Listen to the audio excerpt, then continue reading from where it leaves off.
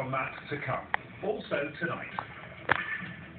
The survivors returning to Hillsborough and reliving the horror. Well, you're moving, but you're constantly getting this tension on your chest and on your body. And I thought, what about Tina and the baby? And that's the thought that saved my life. The players whose lives too changed forever. And I saw things against the fence, people's faces. Some of them saying, "Who's trying to help us?" The families who say they're still fighting for justice.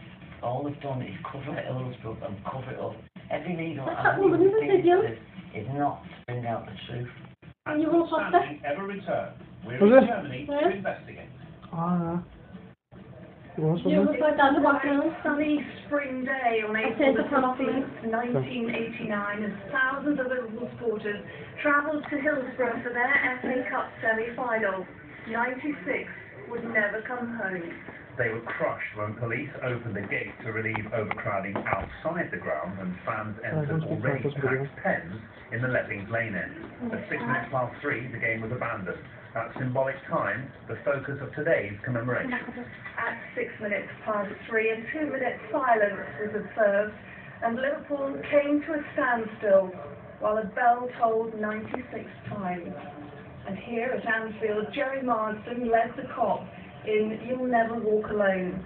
Here's my call on how Liverpool has been remembering the 96. Well, Carla, you're taking songs.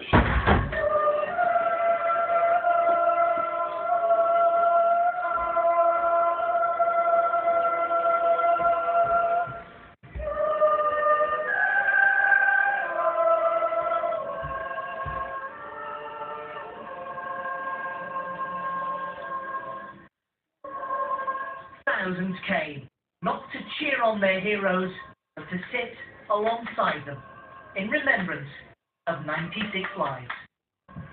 20 years may have passed since this club's darkest day, but no amount of time can heal the scars. For many here today, it seems still like yesterday. Those we lost always in our minds. Never a day passes without a thought of what their tomorrow might have been. Andrew Mark Brooks, Carl Brown, David Stephen Brown. At 6 minutes past 3, the exact time at which the club's FA Cup semi-final with Nottingham Forest was abandoned, Liverpool fell silent.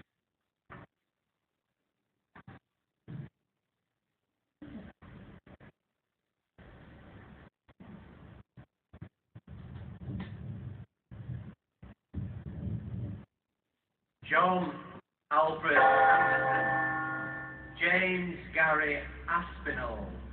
I lost one of my children just for going to watch a football game.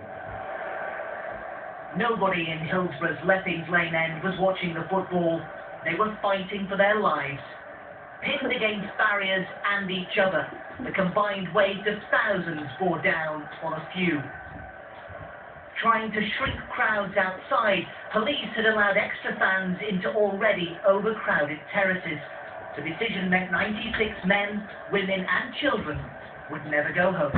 I saw my husband coming down the road in the car, and I knew by his face. I do remember running away and just saying to Jimmy, "Please don't catch me up," screaming at him, "Don't catch me up, because if you catch me up, you're going to tell me my son's dead." 20 years on, there's not just sadness, but bitter anger too.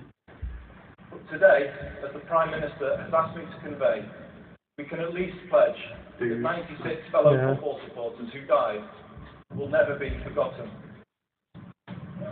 We want justice was the cry.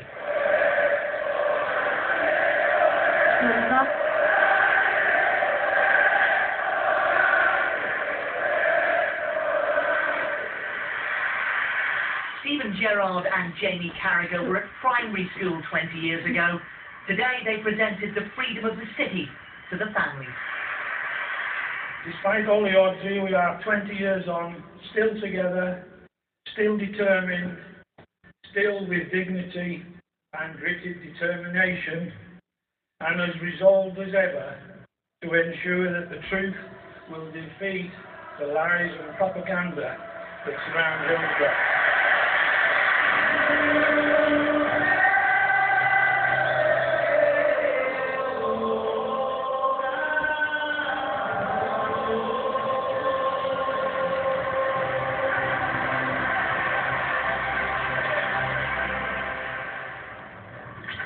Throughout the day, here at Anfield, people have been laying flowers, precious scarves, flags and other tributes at the memorial to those involved in the tragedy.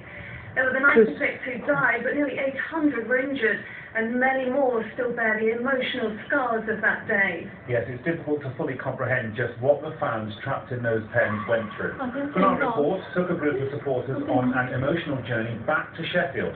Rachel Phillips reports on the survivors' return.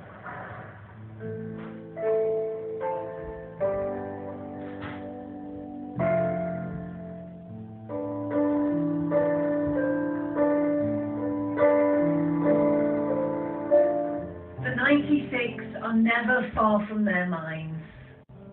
And now these fans are ready to return to Hillsborough, a journey some of them haven't made for 20 years.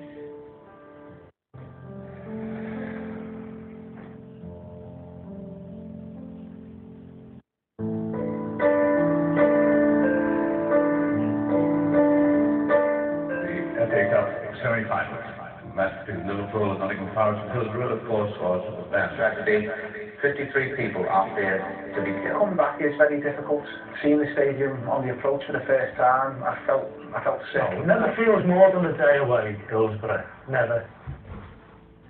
A street name etched into their memories, a painful reminder of the horrors they witnessed.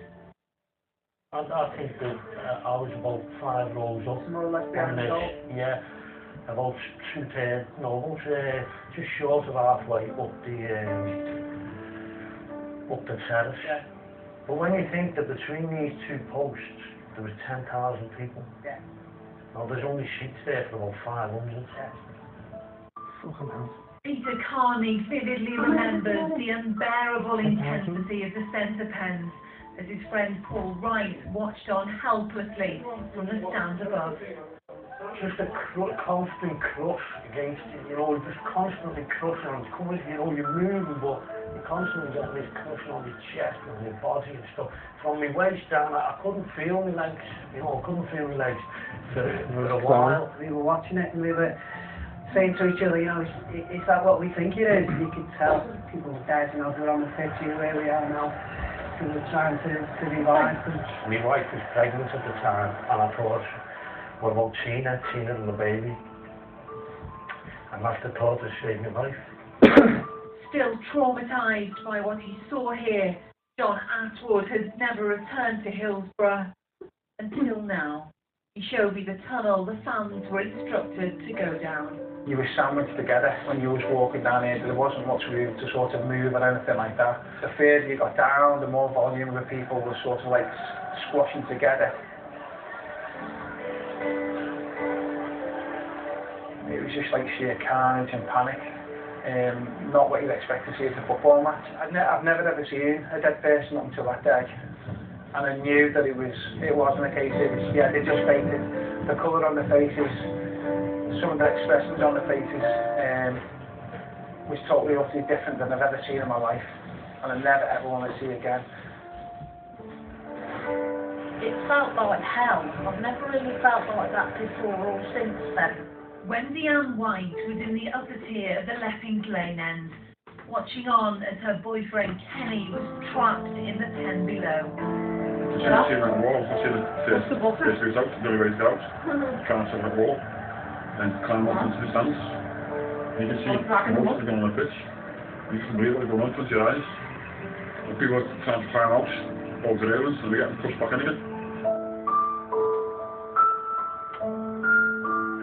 When people have got me to the back of the pen, they've then turned me over and carried me with me back to the floor and run me up the tunnel and laid me out at the back of the stand.